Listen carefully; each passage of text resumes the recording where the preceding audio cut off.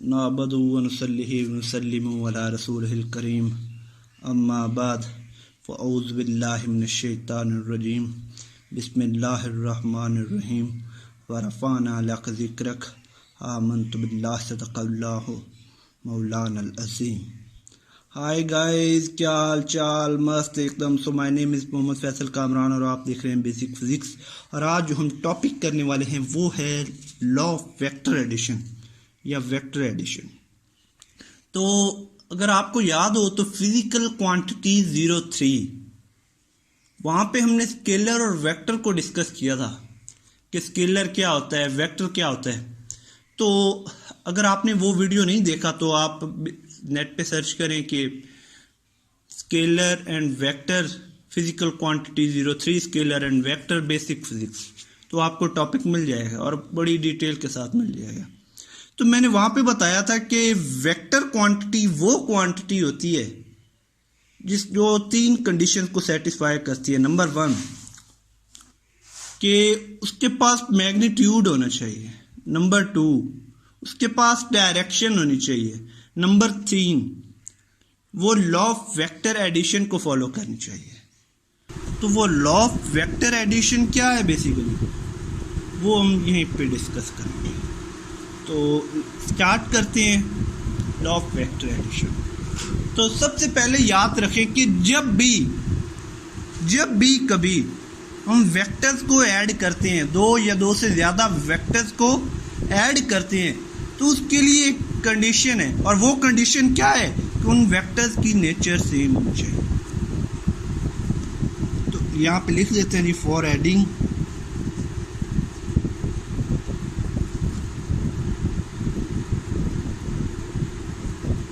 To और more than 2 vectors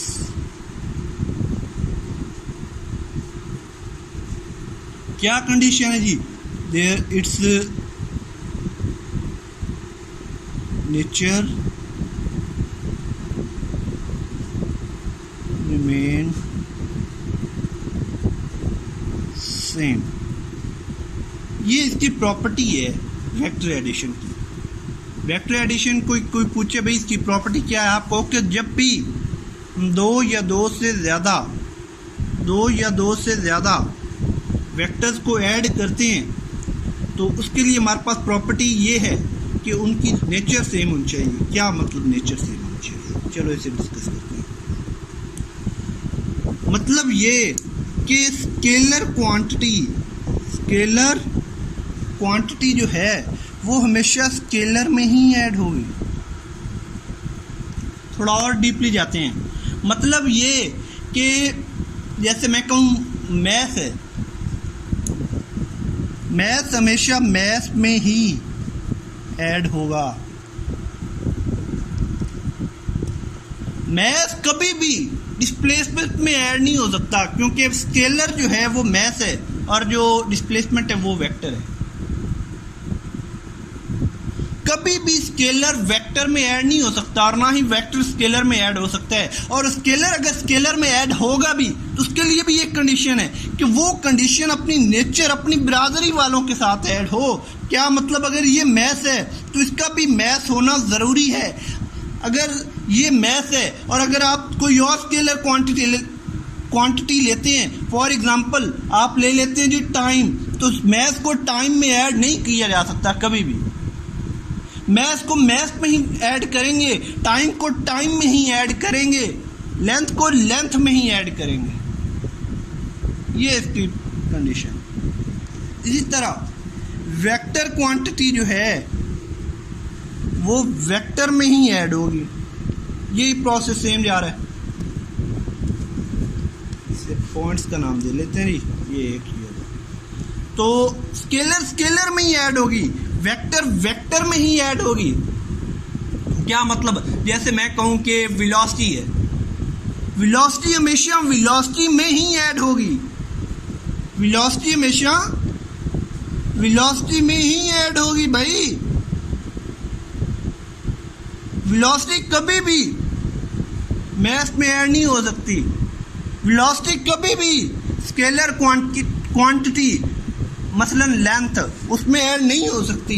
velocity कभी भी कोई स्केलर क्वांटिटी मसलन टाइम उसमें ऐड नहीं हो सकती।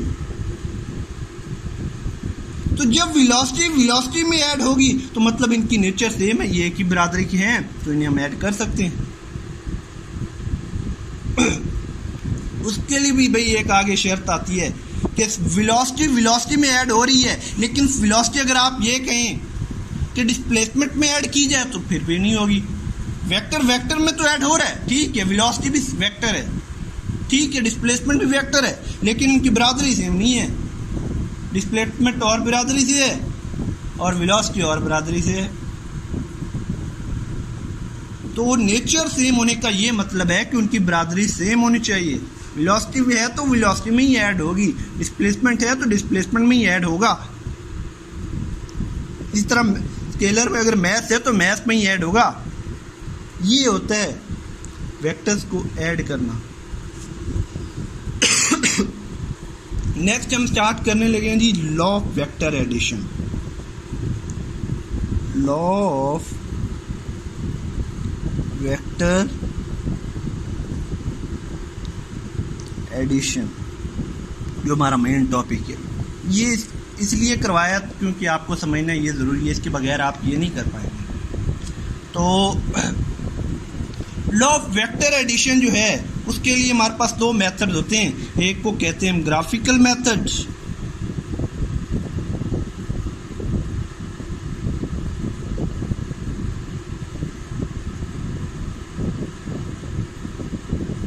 और दूसरे को कहते हैं जी एनालिटिकल मेथड।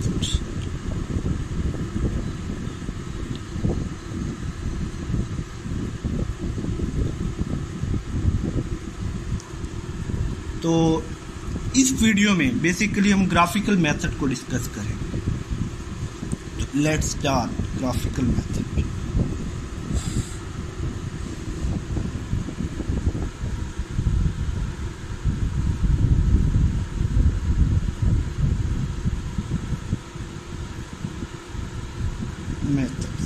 अब ग्राफिकल मेथड में आमतौर पर लॉ ऑफ वेक्टर एडिशन का जो ग्राफिकल मेथड उसमें हमारे पास तीन लॉज हैं, वो चार लॉज हैं सॉरी। एक को नाम देते हैं हम जी हेड टू टेल रूल,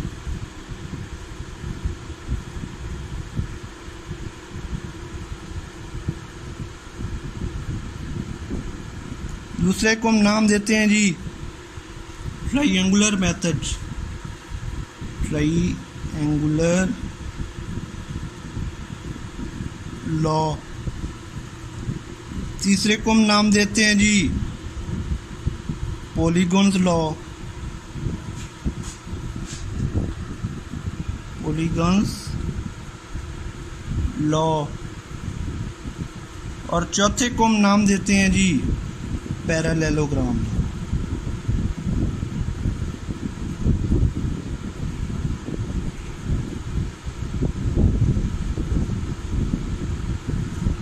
तो ये चार लॉज हैं जिन्हें हम बोलते हैं लॉ ऑफ वेक्टर एडिशन के। वेक्टर्स को ऐड कैसे किया जाता है, कैसे किया जाता है, इन चार लॉज के थ्रू किया जाता है।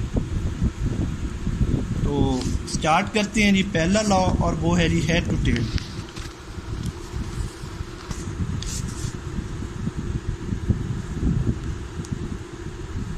हेड टू टेल,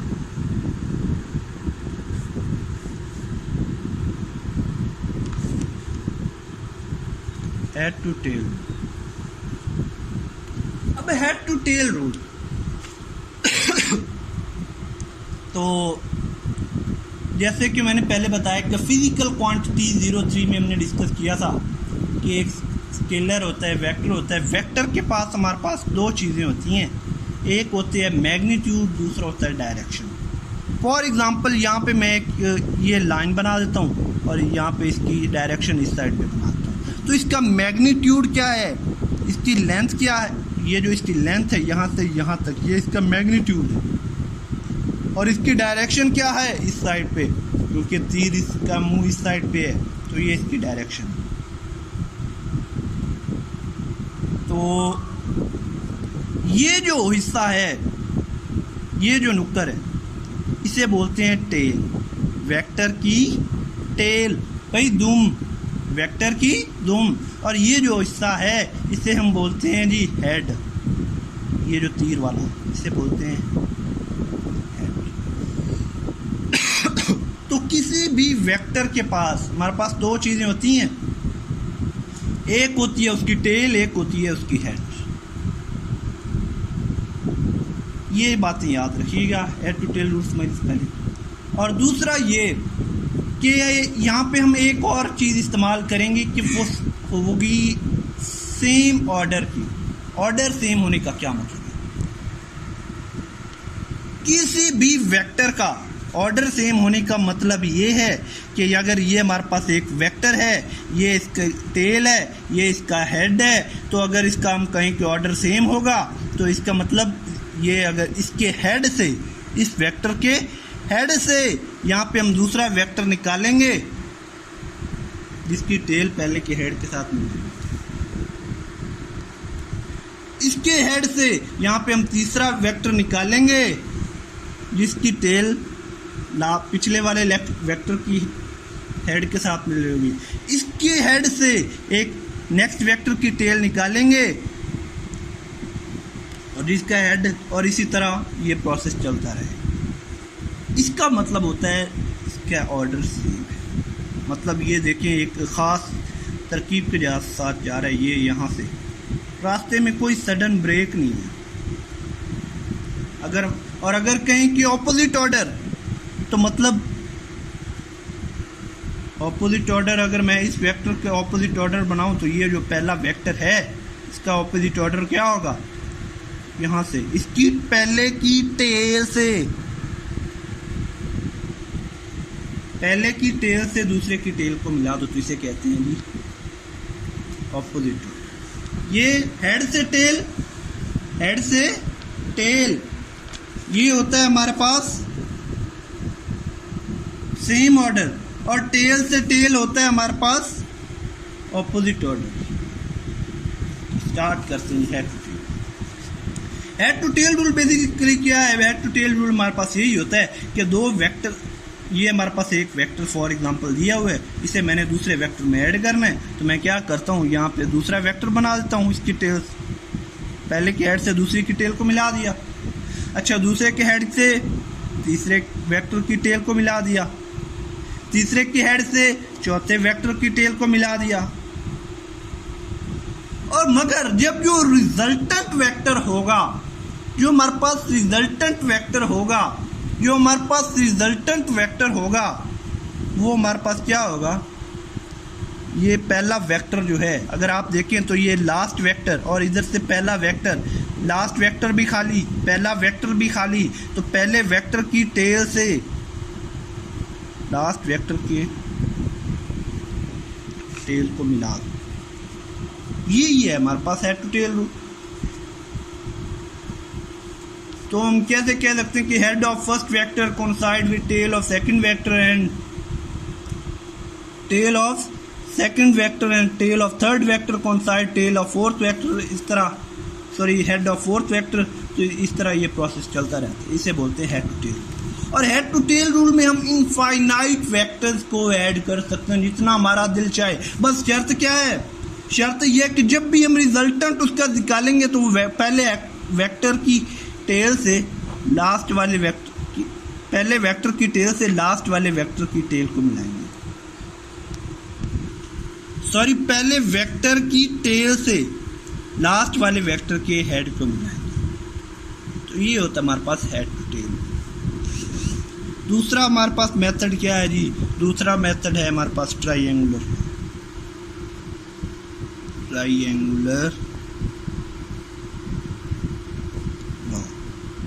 सेम वही प्रोसेस है भाई, क्या कि एक हमारे पास ये वेक्टर है, इसके हेड से दूसरे की टेल को मिलाओ, और जो हमारे पास रिजल्टेंट होगा वो ऑपोजिट ऑर्डर में होगा।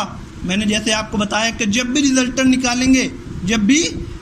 निकालेंगे तो पहले वेक्टर की टेल से लास्ट वेक्टर के हेड को जोड़ दो, ये हमारे पास वेक्टर ए हो गया मान लो, ये हमारे पास वेक्टर बी हो गया मान लो, और ये हमारे पास वेक्टर आर हो गया रिजल्टेंट। और आर वेक्टर किसके बराबर है? Vector A plus vector B. तो इसकी स्टेटमेंट जो है वो कुछ इस तरह होगी कि if two vectors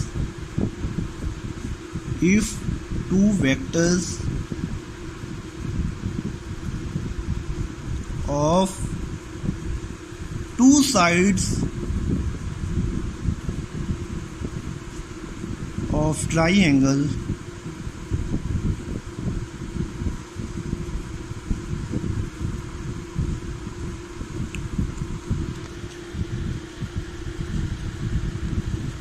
in same order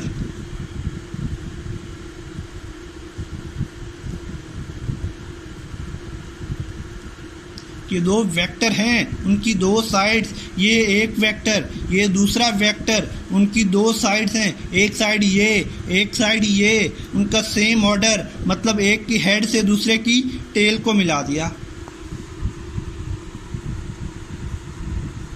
तो then third side of triangle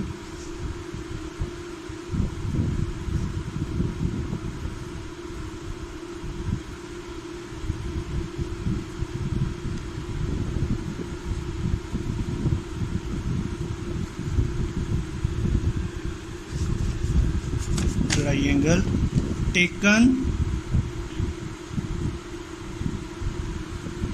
in opposite order। तो ये हमारे पास होता है जी कि अगर दो वेक्टर्स हैं, एक वेक्टर ये दूसरा वेक्टर ये, उनकी साइड्स दो साइड्स हैं, एक साइड ये दूसरी साइड ये, तो कहता है then third side of triangle, जो थर्ड साइड है वेक्टर ट्राइंगल की, वो हमारे पास ऑपोजिट ऑर्डर में होगी। ये हमारे पास सेम ऑर्डर थे, ये हमारे पास सेम ऑर्डर थे, एक की हेड दूसरे की टेल से मिल रहा था, लेकिन उसकी जो थर्ड साइड है उसका ऑर्डर जो होगा वो ऑपोजिट होगा, मतलब पहले की टेल से दूसरे की, पहले की टेल जो है वेक्टर की उससे रिजल्टेंट की टेल। ये हमारे पास ट्रायंगुलर लॉ होता है। तो ये जो हमारे पास एंगल होता है ये होता है हमारे पास थीटा, जो हमारे पास रिजल्टेंट के साथ बन रहा होता है, सॉरी जो हमारे पास बन रहा था जी रिजल्टेंट के साथ ए पहले वेक्टर का जो एंगल बन रहा होता है उसे हम थीटा।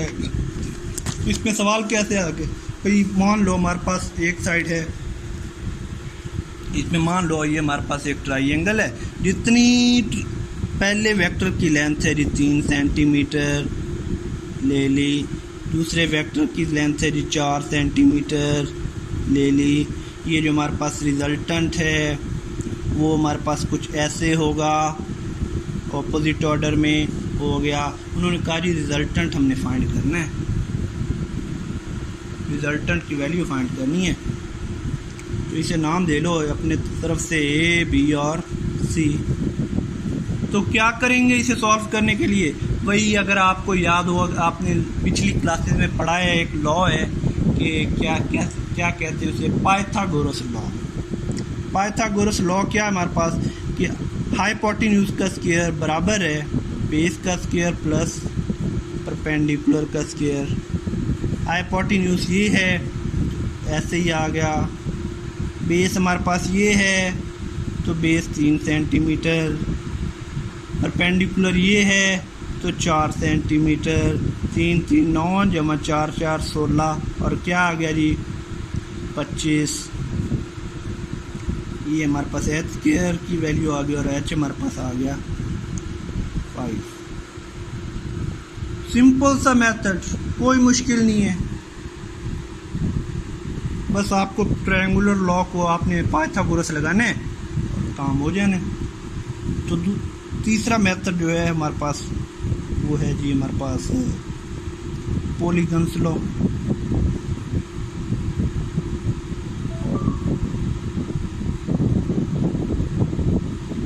पॉलीगन्स लॉ क्या है? वही भाई पॉलीगन्स लॉ में एक बात याद रख लेगा कि हम मल्टीपल वेक्टर्स को ऐड करते हैं। It is used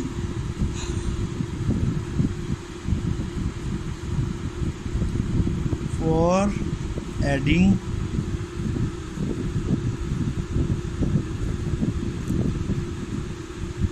multiple vectors, बहुत सारे वेक्टर्स को ऐड करने के लिए ये मेथड यूज होता है, 5 या 6 वगैरह।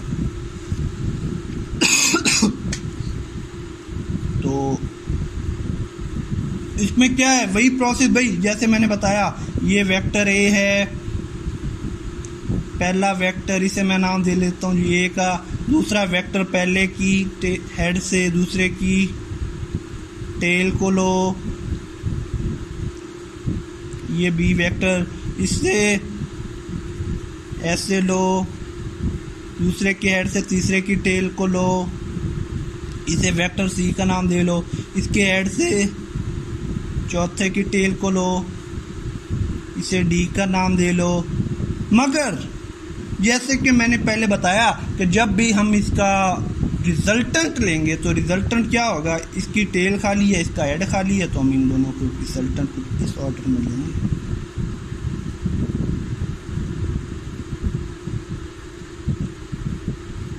अगर आप इसकी डेफिनेशन देखें इस लॉ की, if we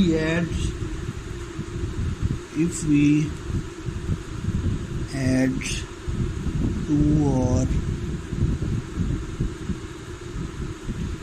more than two vectors in same order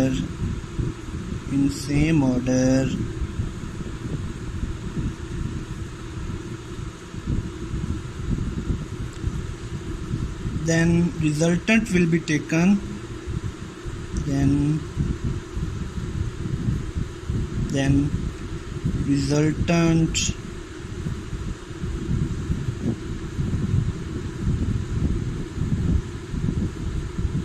will be taken in opposite order.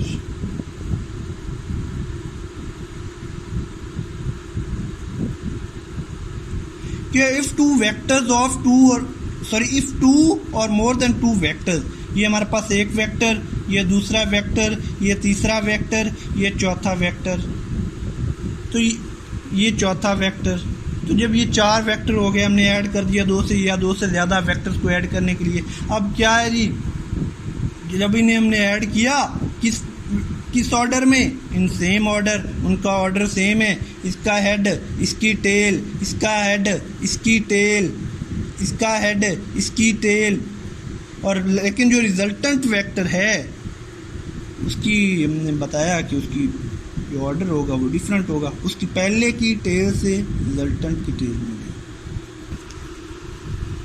तो ये हमारे पास हो गया जी पॉलीगन्स लॉ। अच्छा, इस पॉलीगन्स लॉ में अगर आप ऐसे कर दें कि ये हमारे पास एक वेक्टर है ए, ये हमारे पास दूसरा वेक्टर है, इसकी टेल से दूसरे का हेड,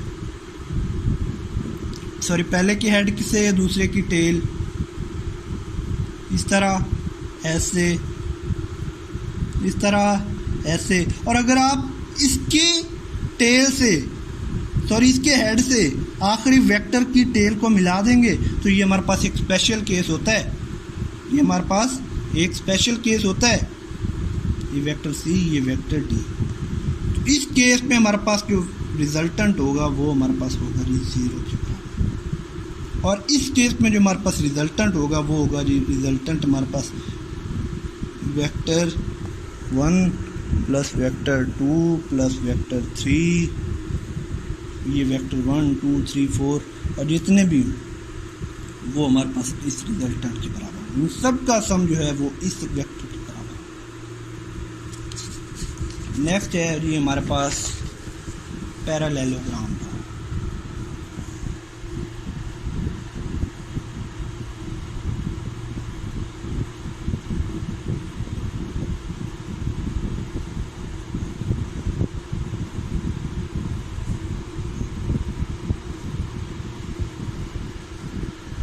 पैरेललोग्राम। तो हमारे पास पैरेललोग्राम लॉ क्या है? पैरेललोग्राम लॉ ये है कि एक वेक्टर है हमारे पास ऐसे,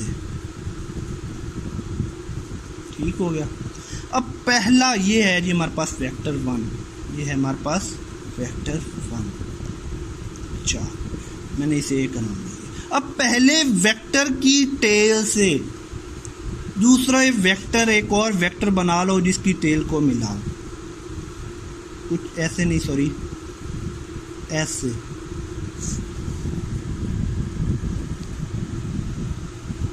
इसकी टेल से इसकी टेल को मिला दिया। अब लॉ कौन सा है हमारे पास?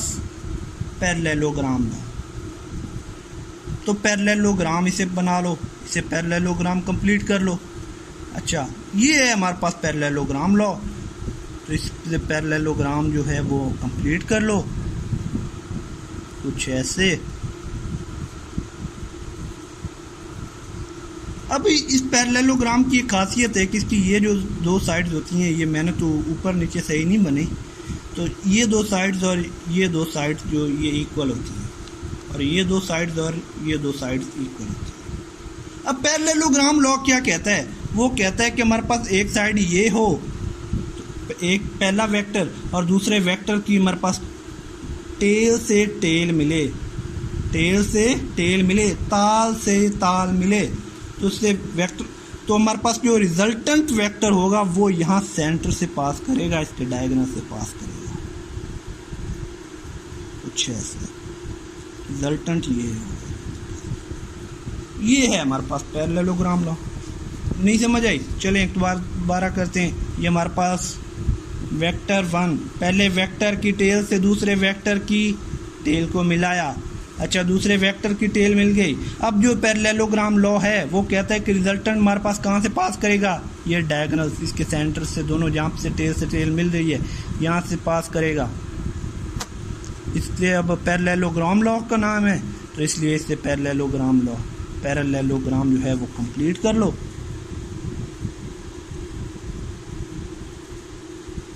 सॉरी, कुछ ऐसे बनेगा।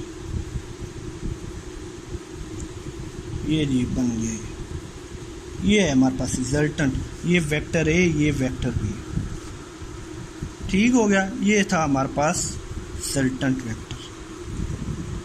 अच्छा, ये था हमारे पास parallelogram.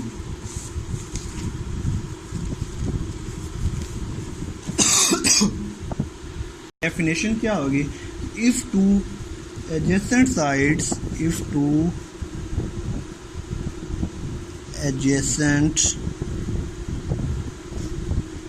sides of parallelogram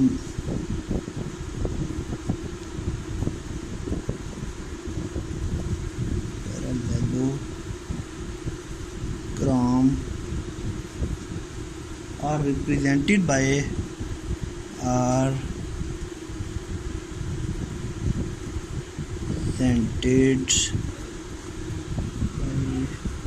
two vectors,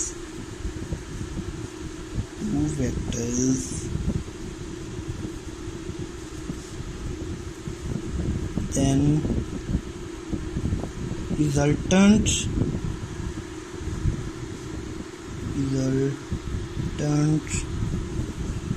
will be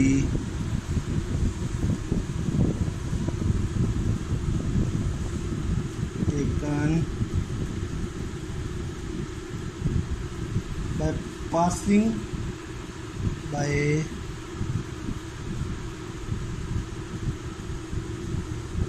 diagonal, passing through common points, through